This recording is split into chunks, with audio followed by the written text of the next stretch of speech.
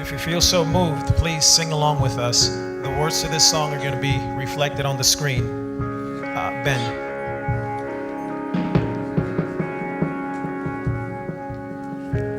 You are not a God created by human hands.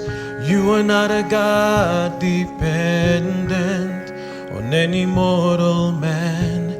You are not a God in need of anything we can give by your plan. That's just the way it is.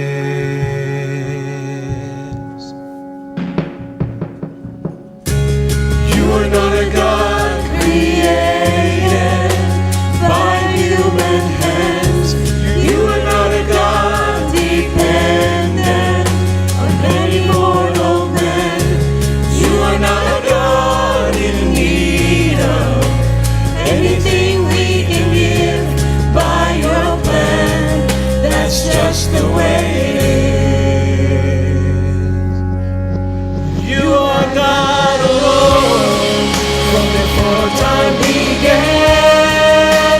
You are on your throne. You are God alone. And right now, in the good times and bad, you are on your throne. You are God alone.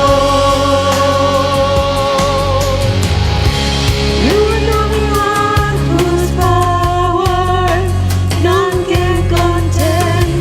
You're the only God whose name and praise will never end.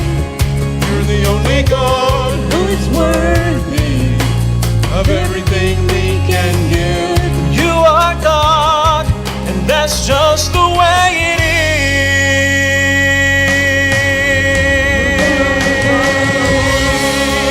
From before time began, you are on your throne.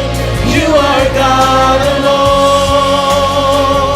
And right now, in the good times and bad, you are on your throne. You are God alone. Unchangeable, unshakable, unstoppable. That's what you are. Unchangeable, unshakable, unstoppable. That's what you are. You are God alone.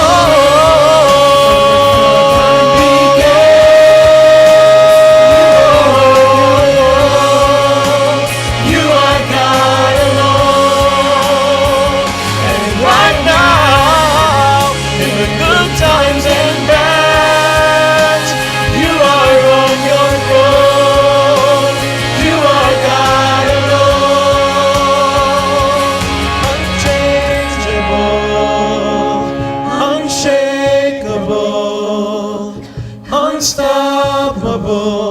That's what you are.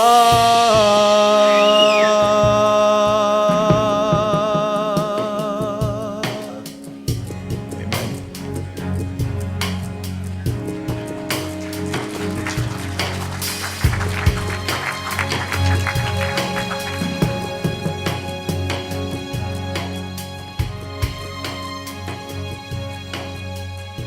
There's still music. Maybe I should sing. Maybe not. We want to talk today about some things about church, and it's a unique day for church because it looks like I think we don't have but maybe 10 seats today. So how many of you are grateful that we have enough seats for everybody today? And pressed shoulder to shoulder is okay, isn't it? If you don't like shoulder to shoulder, we have a first service at 9. And so you're welcome to the first service at 9, and you got lots of room at 9. Lots of room. So what is church and what is church not? By the way, I wanted to thank, you notice the new screens? They're brighter, and you can see yellow. The old screens didn't project yellow very well. And you remember we had a speaker here who complained? They look good today, don't they? Let's thank the board and Mike and everybody who worked to get that done. We now have really bright screens that show full color spectrum, and we're very, very happy for that. So, okay. And it's good to have Norm and Joyce with us today, wherever y'all are. Good to see you. So what is a church and what is not a church? There are some misconceptions about what a church is. Some people believe and treat a church as if it was a gas station. It's where they come every Saturday morning to fuel up for the other week, right? They just kind of fill up and they're ready for the week. And they just need that little extra boost of energy. And so they come and they treat their church like a gas station where they fill up. Some people treat church like a movie theater, a place to come, sit in soft chairs, not be asked to do very much, but just to have a little passive entertainment for an hour or two. Some people treat church like a drugstore, a place where we come to get the painkiller, to get the treatment for our ailment, to get what we need to get us through the next week, the salve or the ointment. And some people treat church as a big box retailer, a place where you can get the best children's programs or the best worship programs or the best Sabbath school programs or the best training programs or the best Bible studies. And that was a little rendition that I heard from John Scott, but what's really interesting is I think we have other uses that we make for church. Some people treat church like a gun store, where they come to buy weapons and ammunition to hurt other people during the week. Some people treat church like a courtroom, where they come to judge the other people sitting around them.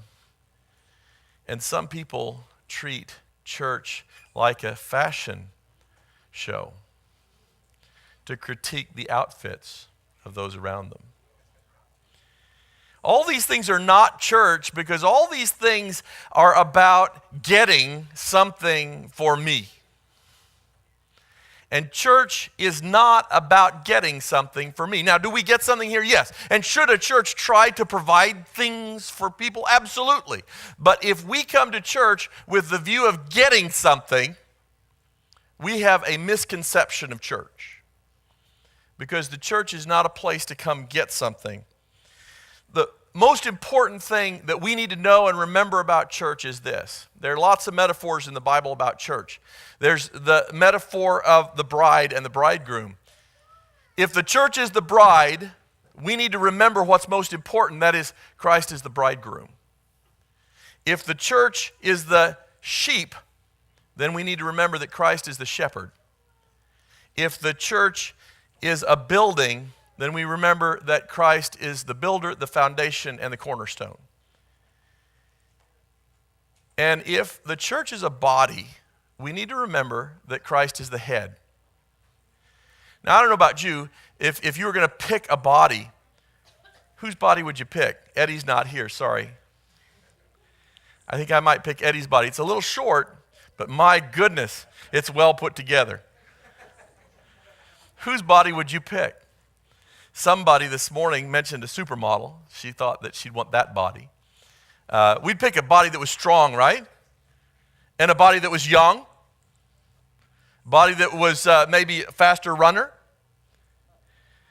Maybe a body that could lift a lot of weight. A body could do a lot of things. We'd pick a lot. It's interesting, though, that Jesus got to pick a body and he picked you. No offense or anything. But you don't have Arnold's body. We together are not Arnold. We together are, in fact, a kind of a sickly and lame body, aren't we, sometimes? But he picked the body, and here's what it says in Ephesians chapter 4 about Jesus and the body that he has picked. Ephesians 4, verse 11. And he himself gave some to be apostles, some prophets, some evangelists, and some pastors and teachers, for the equipping of the saints, for the work of the ministry, for the edifying of the body of Christ, till we all come to the unity of the faith and of the knowledge of the Son of God, to a perfect man, to the measure of the stature of the fullness of Christ. See how he's drawing a picture of a body that's big enough for Christ to be its head. And he says that we should no longer be children tossed to and fro and carried about with every wind of doctrine by the trickery of men and the cunning craftiness of deceitful plotting, but speaking the truth in love may grow up in all things into him, growing up on all things into him who is the head, Christ, from whom the whole body, joined and knit together by what every joint supplies, according to the effective working by which every part does its share and causes growth of the body for the edifying of itself in love. One time, D.L. Moody, the famous Chicago preacher, on a cold winter night, he went to visit a man in his home, and he's standing in the home, and the man says, I think I could do fine just studying the Bible at home. I don't think I need church attendance. And instead of answering him, D.L. Moody walked over to the fireplace, and he took the tongs, and he took out a glowing ember, and he put it on the hearth. And then he stood there and watched it, and the man stood there and watched it with him as it turned from gold down to black and cold. And the man said, I see. Church is not an option for Christians. It turns out that if you look at the New Testament in its entirety, Jesus did not come just to save people. You look at it very carefully. He came to save people and also to create for himself a bride. That bride is not individuals. That bride is the church. He came to create an organization. He came to create a people, a group. He came to create a family that would work together as a body to be his people. And yet, we don't really know each other very well. We don't do a lot of things together except here on Saturday morning. And the question is, are we living out this expression in Ephesians of growing up into the stature of the body that is good enough, big enough, and holy enough to be the body for Christ's head? We have an interesting concept of picking teams. I don't know how many of you remember elementary school. Everybody remember picking teams? I remember picking teams. It can be a very painful time, can't it? Little boys, very competitive, right? They pick teams to win. That's right. Little girls, I don't want to get in trouble with the ladies, but oftentimes they pick teams based on different criteria. They pick teams based on friendship. And the little girls don't care quite as much maybe as boys on average at that age whether or not they win. They want to pick friendships. I always thought it was funny. These guys would get in the habit of picking their jock cronies out on the softball field or baseball field, and then we'd go inside for a spelling bee and they'd pick the same guys. And so I would win for the girls' team. We have a painful time in childhood with that. One of the ladies said that when they pick for friendship, it's even more painful when you don't get picked. Anybody can be a bad athlete.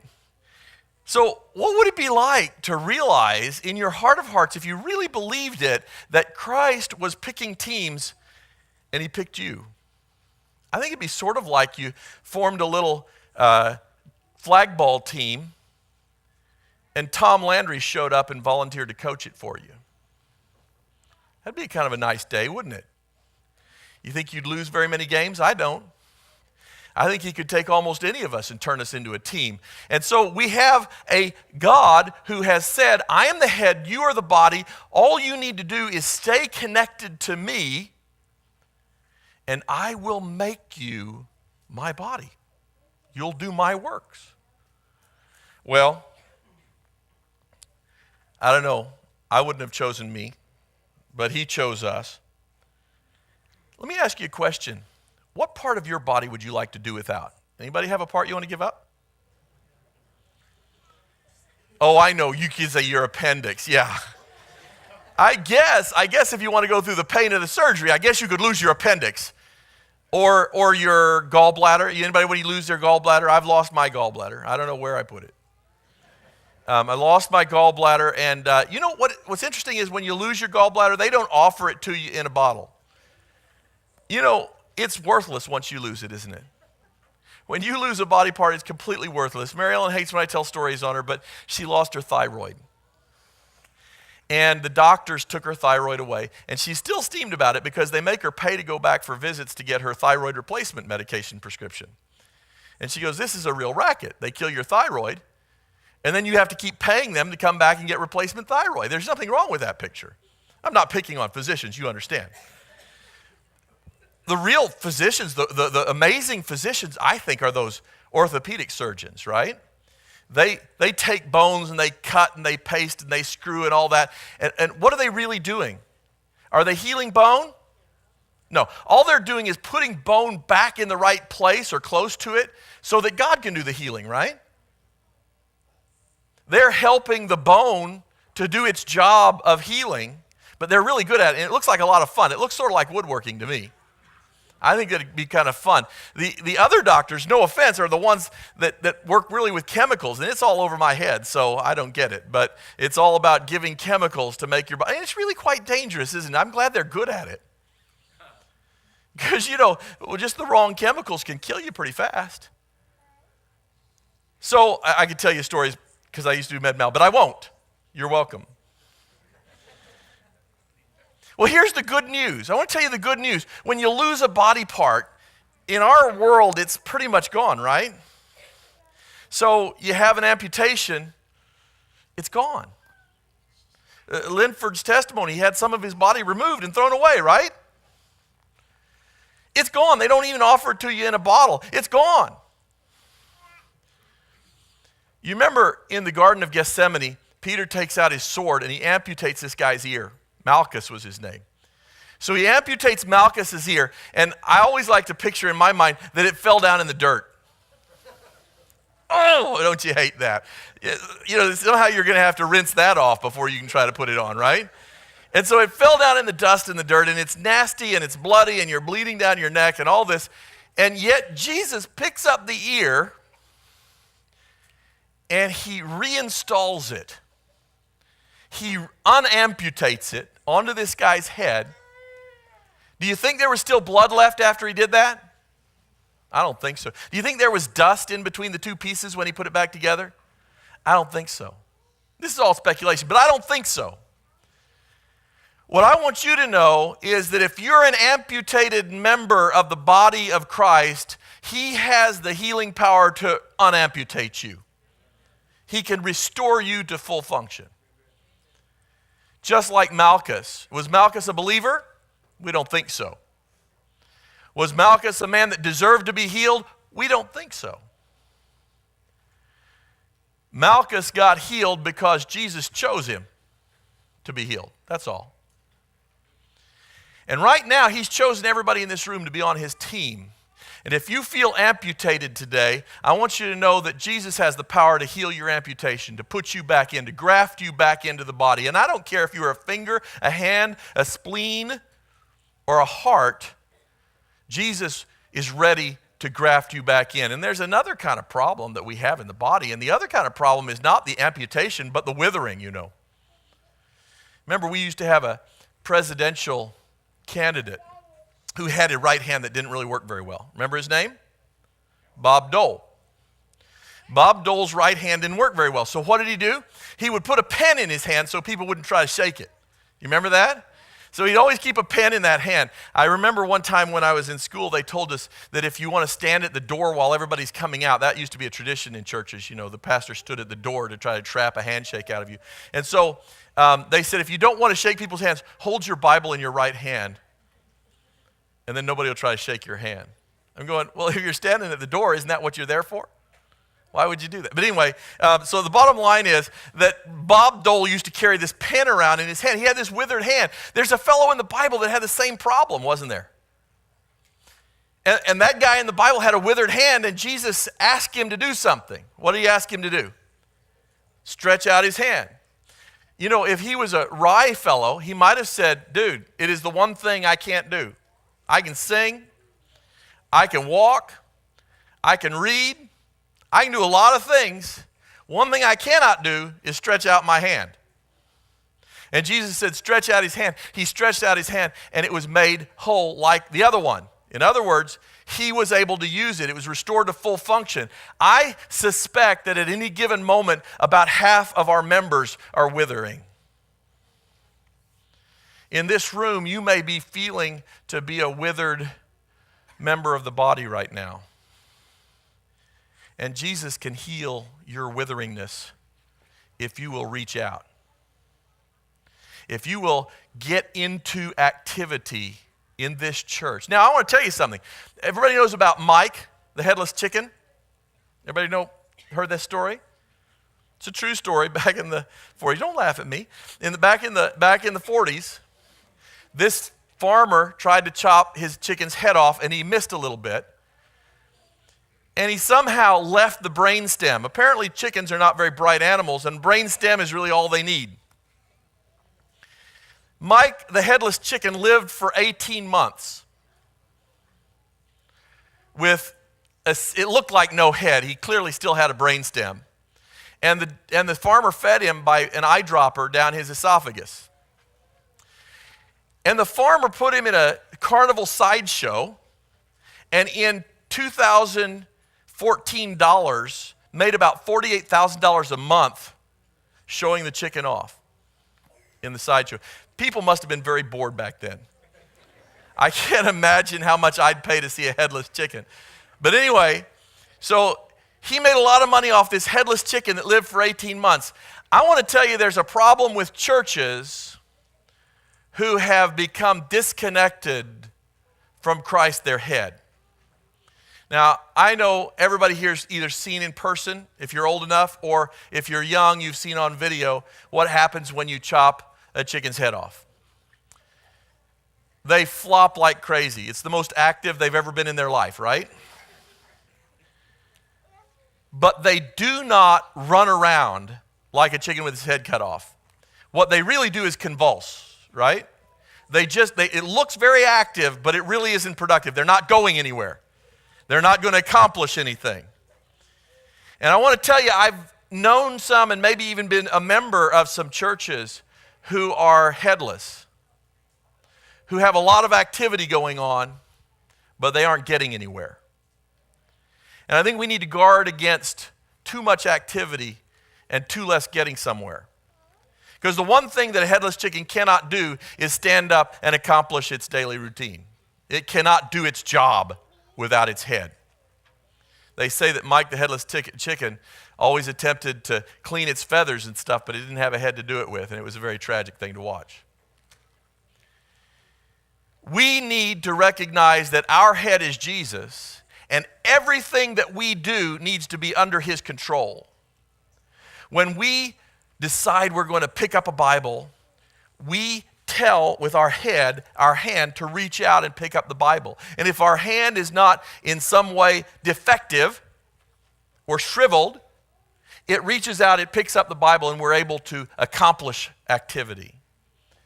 And Christ should be able to accomplish his activity through us. Do we have Christ as our head? And second question is, are we connected? Now, is the hand connected to the head? Well, sort of, but it's roundabout, isn't it? Your hand is really connected to your arm. Your foot is really connected to your leg. Your leg is connected to your hip. You know, it's all there in Ezekiel. And your body is connected together. It all takes orders from the head, but we have to be connected to one another. And I know you can push a metaphor too far, and I won't push it too far, but I'll push it as far as I can.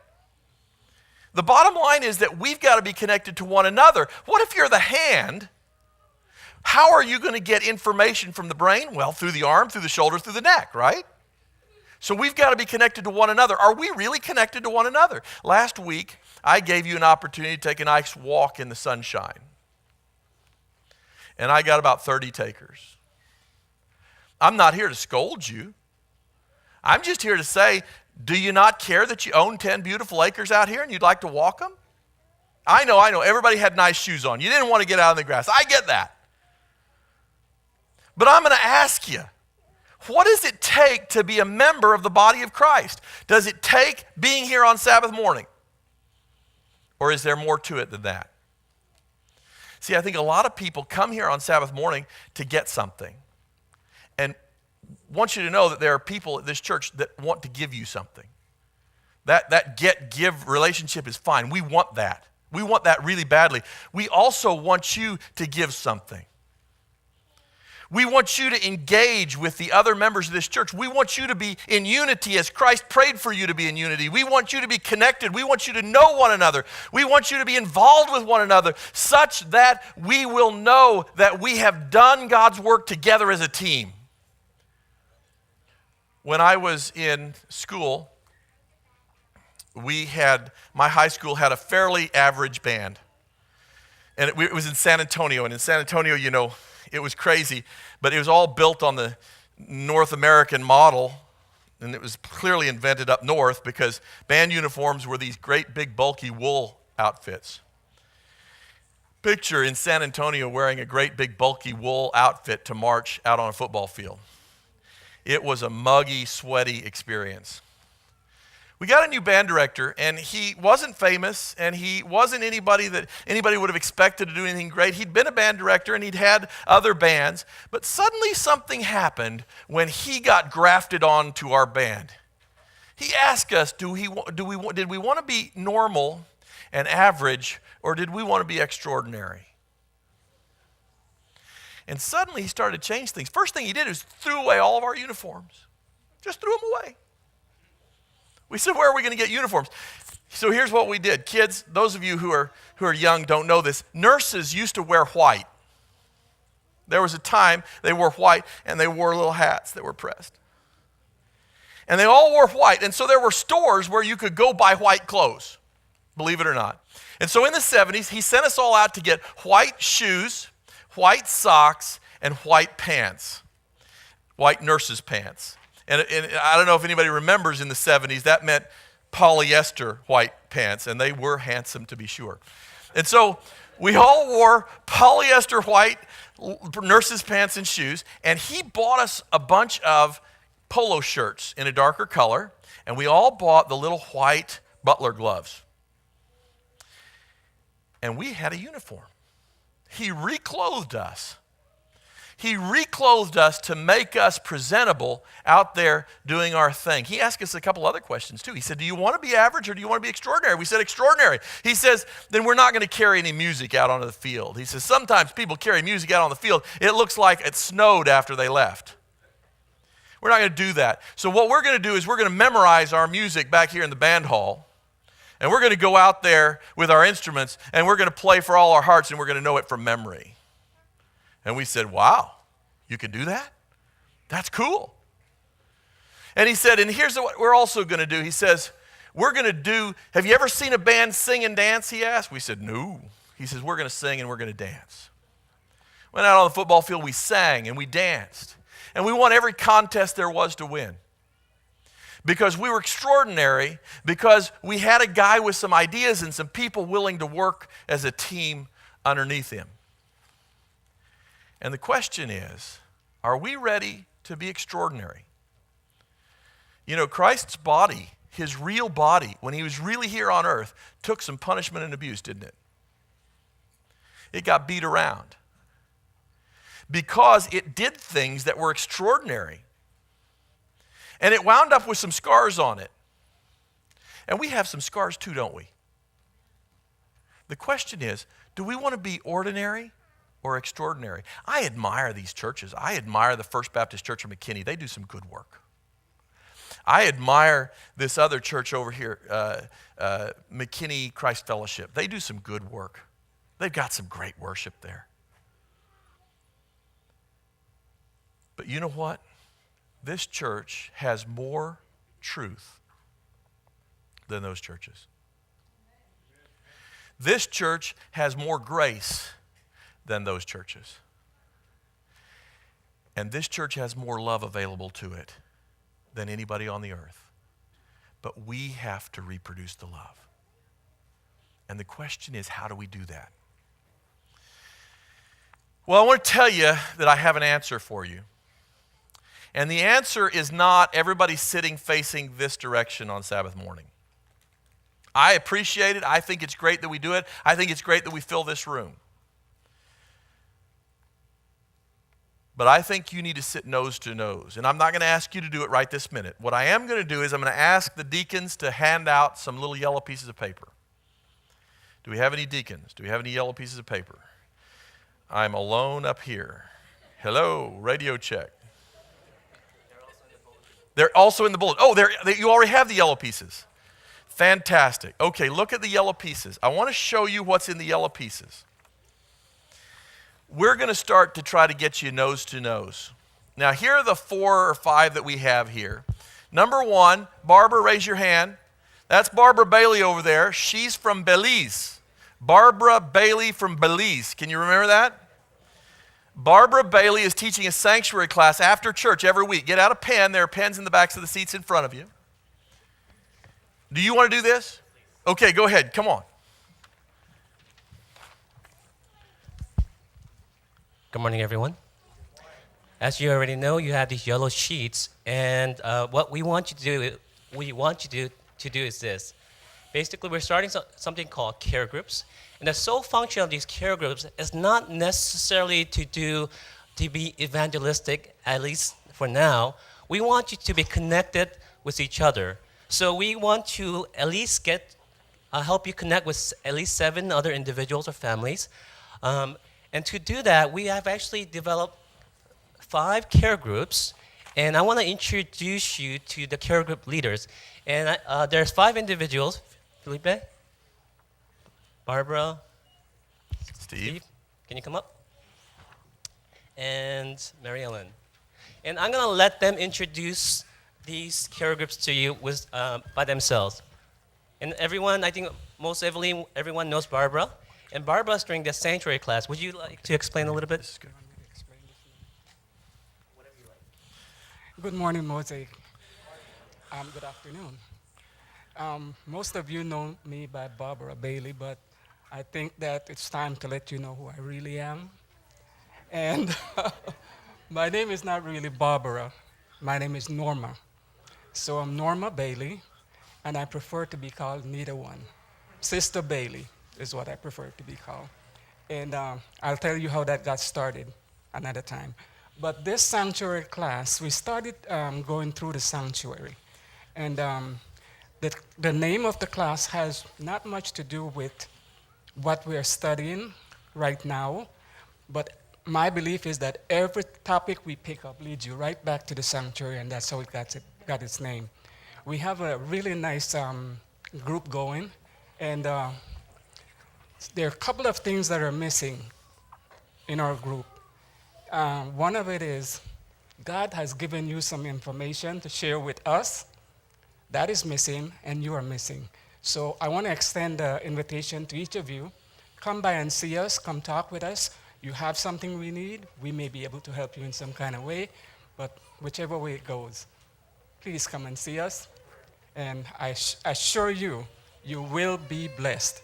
It is at 12:30, or I should say right after church, and we meet in the juniors room, right behind, right next to the fellowship hall. Okay, God bless you. Next, we have Steve Lawrence. Good afternoon. My care group is called Getting Through Life's Challenges. Pastor was talking this morning about half the members being withered and how to get connected. Well, I've done small group on and off for about 30 years, and it is where to get connected. We're going to use as a springboard for discussion Max Lucado's book, He Still Moves Stones. And of course, one of the stones we were talking about is the stone that is in front of his tomb. He still does miracles. My group is going to meet alternating Fridays, opposite Fridays that have group activities for the youth. We'll start Friday, March 7th. We'll go from 7 to about 9:30. Sometimes we'll have meals. That will be pretty much up to the group. And this is the place to come to develop relationship. And afterwards, if you want to see me, I've got a syllabus that more completely explains what we're doing. Thanks. And you're meeting at your house? At my house. All right. And his house is right here in Allen. You can almost walk there, but not quite. Next, we have the youth Bible study. Felipe? Hey guys, we have a youth Bible study that takes place every 2 weeks, every other Friday. We usually start around 7 p.m. We eat from 7 to 8, and then from 8 to about 8:45 we have a Bible study. It's a great time, a lot of fun. So for any youth that want to attend, we'd love to have you, and that's all I got.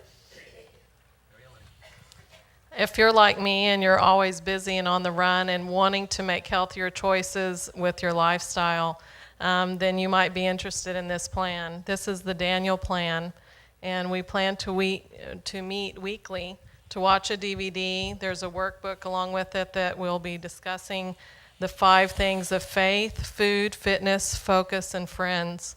And so if you're interested, I'll put these books out on the table. You can look at them and sign up. And after I get all the sign-ups, we'll discuss when we can best meet for everyone's schedule. So I invite you to come join our group. And that will be the Daniel plan. Lastly, my group is called the Fingerprints of God. You know that the evidence of sin is everywhere in this world, but also it can also be said that the fingerprints of God is everywhere too. His character can be seen in nature and so forth. So what we want to do in this group is that if you have an interest in photography already, come meet other photographers that have similar interests. But if you're not a photographer, but you want to start and you want like hints and tips how to be a good photographer, like we can help you with that as well. So if you want to start, this group is for you as well. So what we're going to do is we're going to study the character of God, then apply that into photography. So if that interests you, that is the Fingerprints of God care group. Let me say one more thing, and I'll hand it over to Pastor.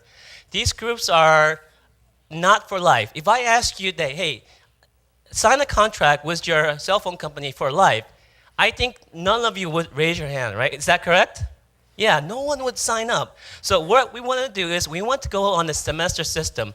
Our spring semester goes for 8 weeks, and that's basically all the commitment that you need.